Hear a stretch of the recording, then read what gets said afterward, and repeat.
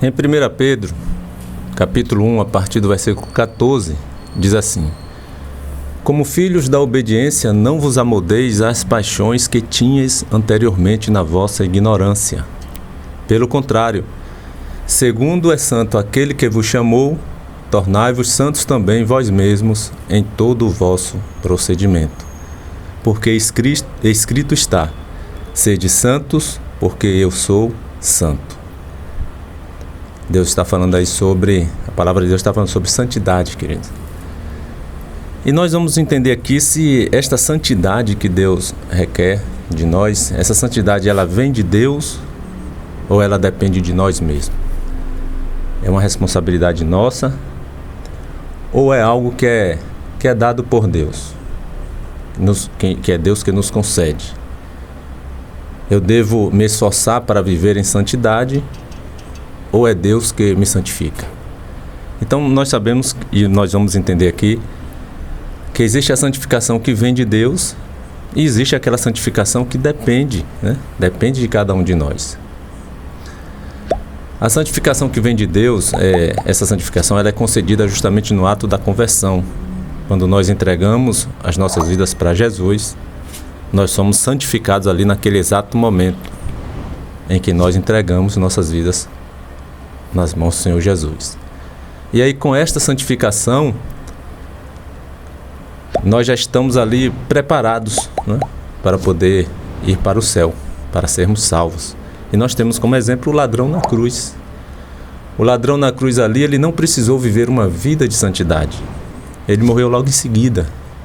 Então não foi exigido dele que ele vivesse em santidade.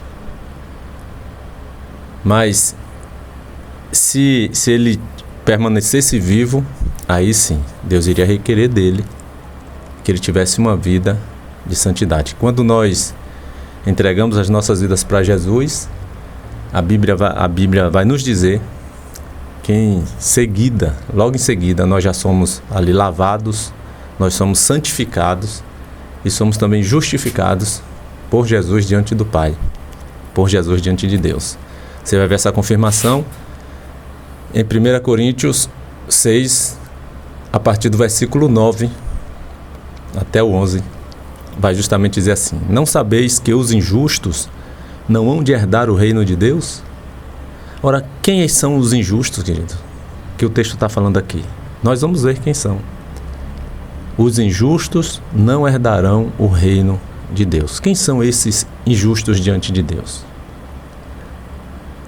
Injustos são justamente aquelas pessoas que não quiseram se comprometer com Jesus para serem justificadas por Jesus diante de Deus.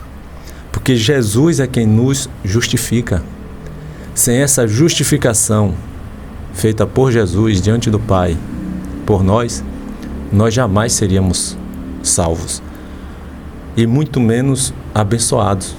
Nós não teríamos uma vida abençoada. Então nós precisamos que Jesus nos justifique para que deixemos de ser injustos diante de Deus. Uma vez justificados por Jesus, nós vamos nos tornar justos, pessoas justas, não no sentido que muitas vezes o mundo coloca, pessoa justa no sentido de ser honesta. Claro que tem que ser também honesta, mas esse justo, essa pessoa justa, na Bíblia é justamente aquele que foi justificado por Jesus diante do Pai. E aí o texto em 1 Coríntios 6, versículo 9, vai dizer: Não sabeis que os injustos, ou seja, aqueles que não foram justificados por Jesus, que não quiseram ser justificados por Jesus diante de Deus, aqueles que não quiseram se comprometer com o Filho de Deus, esses se tornam injustos, E a palavra vai dizer: Não sabeis que os injustos não hão de herdar o reino de Deus? Aí no versículo 10 vem dizendo uma classe de pessoas que são consideradas injustas diante de Deus. Versículo 10, 1 Coríntios 6, versículo 10 vai dizendo assim: Não erreis nem os devassos, nem os idólatras, nem os adúlteros, nem os efeminados, nem os sodomitas, nem os ladrões, nem os avarentos, nem os bêbados, nem os maldizentes, nem os roubadores herdarão o reino de Deus. Então aí deu uma série de pessoas que são consideradas injustas, né? Porque não se comprometeram ainda com Jesus, não quiseram ser justificadas por Jesus diante de Deus, e os tais, a palavra de Deus diz que não herdarão o reino de Deus. Mas no versículo 11 vai dizer os que foram justificados e herdarão o reino de Deus. O versículo 11 vai dizer assim: e é o que alguns têm sido, né? Têm sido, mas haveis sido lavados, mas haveis sido santificados, mas haveis sido justificados em nome do Senhor Jesus e pelo Espírito do nosso Deus. Então no versículo 11 nos informa aí que aqueles que têm sido estas coisas que foram citadas aí no versículo 10, eles aceitaram ser lavados, santificados e justificados no nome do Senhor Jesus e pelo Espírito de Deus. Então esses irão herdar o reino de Deus e irão ter vida abençoada. Eu sei que muitos que se encontram nessas condições já diz que tem uma vida abençoada. Ok, mas você poderia ter uma vida muito mais abençoada. Não se conforme com a vida que você está vivendo nessas condições, afastado da comunhão com Deus, afastado da presença de Deus. Você já se sente abençoado. Agora imagine se você vivesse em plena comunhão com o Senhor. Você seria muito mais, mas muito mais mesmo, abençoado. Então, queridos, quando entregamos as nossas vidas para Jesus, logo em seguida nós somos lavados, santificados e justificados pelo nome de Jesus diante de Deus. É o que diz aí no versículo 11, 1 Coríntios 6, versículo 11. E foi justamente o que aconteceu ali com o ladrão na cruz. Imediatamente ele foi lavado, santificado, ele foi justificado por Jesus naquele momento diante de Deus. Aquela santificação feita por Jesus ali na vida daquele homem, daquele ladrão que estava ali na cruz, foi suficiente para ele ser salvo. Ele não precisou desenvolver uma vida de santificação, até mesmo porque ele morreu em seguida. Agora, se ele continuasse vivo ali, ele teria que dar continuidade a essa santificação que foi feita por Jesus na vida dele. Ele teria que dar continuidade, permanecendo nela, aperfeiçoando esta santificação todos os dias da sua vida. Ele tinha que fazer um aperfeiçoamento dessa santificação. Ele tinha que dar continuidade. Como está lá em 2 Coríntios 7, versículo 1, que diz assim: tendo, pois, ó amados, tais promessas, purifiquemo-nos de toda impureza, tanto da carne como do espírito, aperfeiçoando a nossa santidade no temor de Deus. Olha só o que diz aqui, que nós devemos nos purificarmos de toda impureza, tanto da carne como do espírito, aperfeiçoando a nossa santidade no temor de Deus. Agora, de que forma, queridos, nós vamos aperfeiçoar a nossa santidade no temor de Deus? De que forma? De que forma você acha que você pode aperfeiçoar essa santidade no temor do Senhor? É claro que, e a Bíblia vai nos dizer isso, se abstendo de todas as contaminações desse mundo que não agrada a Deus. Em 1 Tessalonicenses 4, a partir do versículo 3, inclusive, vai dizer assim, pois esta é a vontade de Deus, a vossa santificação, que vos abstenhais da prostituição, e que cada um de vós saiba possuir o seu próprio corpo em santificação e honra, não com desejo de lascívia como os gentios que não conhecem a Deus. E que nesta matéria ninguém ofenda e nem defraude a seu irmão, porque o Senhor, contra todas estas coisas, como antes vos avisamos e testificamos claramente, Ele é o vingador. Porque Deus não nos chamou para a impureza, e sim para a santificação. Dessarte, quem rejeita estas coisas não rejeita o homem, e sim a Deus, que também vos dá o seu Espírito Santo. Olha só, que nós possamos nos abstermos, né, das contaminações desse mundo. Versículo 4 chega a dizer assim, que cada um de vós saiba possuir o seu próprio corpo em santificação e honra, não com o desejo de lascívia como os gentios, que não conhecem a Deus. Quem são os gentios aqui na Bíblia? São aquelas pessoas que hoje nós falamos no mundo, né? Que está no mundo, desfrutando de todos os prazeres, todos os desejos carnais que não agradam a Deus. E aqui fala, não como os gentios que não conhecem a Deus, mas que possamos buscar a santificação, né? Porque Deus não nos chamou para a impureza, e sim para a santificação, aí como diz aí no versículo 7, né? Porque Deus não nos chamou para a impureza, e sim para a santificação. Então precisamos continuar com a santificação que foi feita por Jesus um dia. No dia em que entregamos nossas vidas para Jesus, ou no dia que você entregar a sua vida nas mãos de Jesus, para se comprometer com Ele, a partir daquele dia você tem que buscar uma vida de santificação, uma vida de santidade, que é se abster, né, de todos os desejos, todos os prazeres que não agradam a Deus. Lá em Apocalipse 22, versículo 11, olha só a importância de que nós realmente precisamos continuar com essa santificação que um dia foi feita por Jesus em nossas vidas. Apocalipse 22, versículo 11 diz assim: continue o injusto fazendo injustiça, continue o imundo ainda sendo imundo, o justo continue na prática da justiça e o santo continue a santificar-se. O santo continue a santificar-se, é uma continuidade, é uma continuação. Portanto, continue, meu irmão, continue com a santificação que um dia foi feita por Jesus na sua vida. Nós devemos dar continuidade. O justo continue na prática da justiça e o santo continue a santificar-se. Agora deixa eu te falar uma coisa. Tem um problema aí com a questão do relativismo. Não seja um relativista. Não fique relativizando tudo. Ah, não é bem assim, talvez não seja assim, né? Infelizmente, as pessoas no mundo, elas relativizam muito as coisas. Relativizam quase tudo, praticamente. Agora, o mais triste nisso, sabe o que é? É saber que muitos cristãos também estão relativizando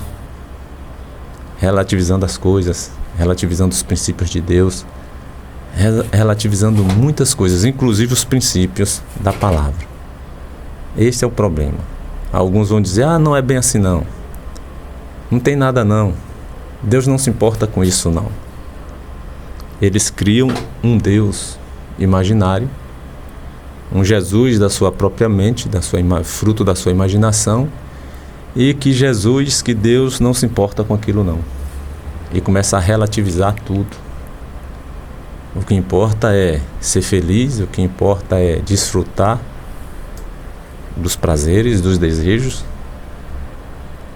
e que Deus não se importa. E com isto a palavra de Deus já não é mais para estas pessoas uma verdade absoluta. Tudo é relativo, depende, né? Depende. E vai sempre depender de como estas pessoas interpretam a palavra de Deus. Cada um vai interpretar do seu próprio jeito. Cada um vai interpretar da sua maneira, da maneira como lhe convém. E aí, dessa forma, a vida de santidade vai ficando cada vez mais difícil. Por quê?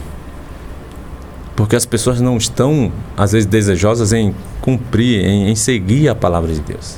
Querem seguir os seus próprios impulsos e começam a relativizar tudo. Agora, se queremos ter uma vida abençoada, meu irmão, e se queremos, além de uma vida abençoada, obter a salvação eterna, nós precisamos desenvolver, diante de Deus, esta vida de santidade. A santificação na vida de um cristão é muito importante. E o que é a santificação na vida de um cristão? É você se abster de todos os seus desejos, vontades, prazeres, tudo aquilo que não agradam a Deus. É você abrir mão de tudo isso, renunciar a tudo isso. Em Hebreus 12, versículo 14, vai dizer assim: segui a paz com todos e a santificação, sem a qual ninguém verá o Senhor. Sem a qual ninguém verá o Senhor. É claro que nós sabemos que a salvação é pela graça. A salvação é pela graça de Deus. Agora, dificilmente a graça de Deus irá salvar aquele que não quer viver em santidade. A salvação é pela graça, como está em Efésios 2, versículo 8, né? Pela graça sois salvos. Mas dificilmente, meu irmão, alguém será alcançado pela graça se não tiver com a vida em santidade. Você entregou sua vida para Jesus, fez a melhor escolha da sua vida um dia, mas deixou de se preocupar com essa vida de santidade, se abstendo das coisas do mundo, fazendo renúncias, né? Procure ser santo. Agora procure ser santo em toda a sua maneira de viver. Não apenas lá na igreja, não apenas em locais onde tem pessoas cristãs, e quando não tem, você deixa essa santidade de lado. Santo, a palavra de Deus coloca, é aquele que justamente busca se abster das coisas do mundo, viver uma vida consagrada a Deus. Porque às vezes alguém quer criticar o outro no mundo e diz: esse aqui quer ser santo, esse é santinho, né? É como se a pessoa fosse perfeita, não tivesse erros, defeitos nenhum, e aí alguém critica aí, fala do outro porque é santo, quer ser santinho. Não é nesse sentido. A Bíblia, quando diz que alguém é santo, é porque foi santificado por Jesus diante de Deus, e com essa santificação ele passa a ter comunhão com o Pai. Agora ele precisa permanecer com esta santificação, ele precisa permanecer em santidade. E nós precisamos ser santo em tudo, não só em algumas coisas e em outras não. A Bíblia diz: em toda a vossa maneira de viver. Está aí em 1 Pedro, capítulo 1, versículo 15, que diz isto: como é santo aquele que vos chamou, sede vós também santos em toda a vossa maneira de viver. Aqui na palavra está dizendo: seja santo apenas na igreja, seja santo apenas quando tiver uma reunião de crentes, né, de cristãos, seja santo apenas quando você estiver na frente aí do seu líder espiritual, ou na frente de pessoas que são cristãs. Não, a Bíblia está dizendo: assim como é santo aquele que vos chamou, sede vós também santos em toda a vossa maneira de viver. 1 Pedro 1,15. Por exemplo, seja santo nas suas palavras. Deixe de falar muitas vezes palavras que não agradam a Deus, palavras que ofendem a seu irmão. Deixa de falar palavrões, palavras impuras, palavras que muitas vezes vão denegrir a outra pessoa, vai desqualificar as outras pessoas. Em Efésios 4:29 diz assim: não saia da vossa boca nenhuma palavra torpe, e sim unicamente a que for boa para edificação, conforme a necessidade, e assim transmita a graça aos que ouvem. Deus exige, meu irmão, é uma exigência de Deus que todos nós sejamos santos. Deus não sugere, Ele não faz uma sugestão, Ele simplesmente dá uma ordem. Você vai ver aí ainda em 1 Pedro 1, versículo 16, ele dizendo: sede santos, porque eu sou santo. Deus não está pedindo para você ser santo. Deus não está pedindo para nós sermos santos. Deus está exigindo. Ele não está sugerindo. E se nós formos ver desde o Antigo Testamento, Deus já exigia que o seu povo fosse um povo santo. Você vai ver, por exemplo, lá em Levítico 19, no livro de Levítico, capítulo 19, versículo 1 e 2, dizendo assim: disse o Senhor a Moisés: fala a toda a congregação dos filhos de Israel e dize-lhes: santos sereis, porque eu, o Senhor vosso Deus, sou santo. Uma ordem, não é um pedido, não é opcional. Talvez eu queira ser santo, ou talvez não. Deus está dando uma ordem: santos sereis, porque eu, o vosso Deus, sou santo. Agora, quando é que nós vamos ter sempre a oportunidade de sermos santos diante de Deus? Quando nós estivermos vigiando em tudo aquilo que nós estivermos fazendo. Você precisa estar vigiando, desde o seu pensar, desde o seu falar, desde o seu agir, né? Sua maneira de se comportar, você tem que ser santo em tudo. Quer ver um exemplo? Será que temos buscado a santidade quando nós estamos diante da TV ou na internet sozinhos? O que você tem assistido? O que você tem colocado diante de seus olhos quando você está na TV ou na internet, sozinho? Somente você e Deus. Lá no Salmo 103, versículo 1, Salmo 101, versículo 3, me desculpe, lá no Salmo 101, versículo 3, a primeira parte do versículo diz assim: não porei coisa má diante dos meus olhos. Olha só, o salmista está dizendo aqui que ele não iria colocar coisas más, coisas ruins diante dos seus olhos. Você tem se preocupado com isto? Com o que você tem se preocupado? Ou você não tem se preocupado? Você coloca aquilo que lhe vem à vontade, que lhe vem o desejo quando você está diante da TV ou diante da internet ali. Então busque, querido, a santidade também através daquilo que você anda colocando diante de seus olhos. Se preocupe com isso.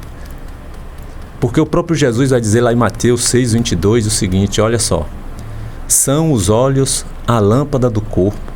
Se os teus olhos forem bons, todo o teu corpo será luminoso. Se, porém, os teus olhos forem maus, todo o teu corpo estará em trevas. Você já imaginou um corpo em trevas? Quer dizer, se o teu corpo, ou se os teus olhos forem bons, todo o teu corpo será iluminado.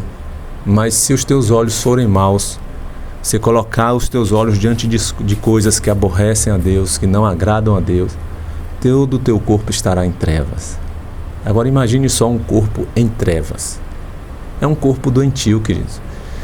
É um corpo doentio e sem a salvação, sem as bênçãos de Deus.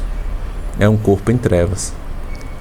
Trevas, como muitos já sabem, ou todos, é a ausência de luz. Então você está com a ausência de Deus. Um corpo de trevas é quando a pessoa está com a ausência de Deus.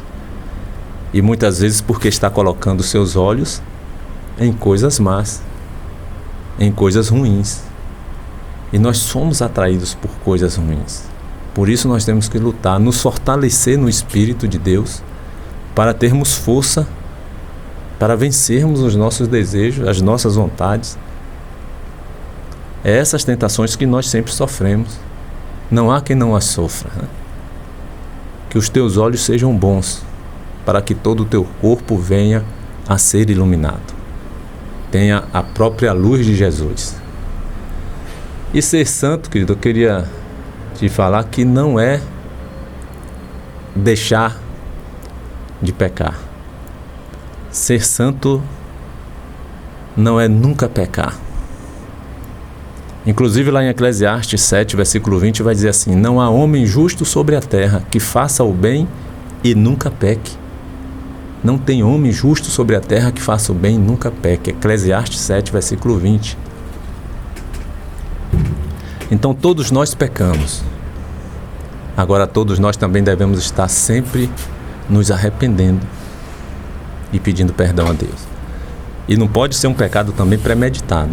Não vou pecar aqui, depois peço perdão a Deus. Não. Na verdade, você não está nem arrependido.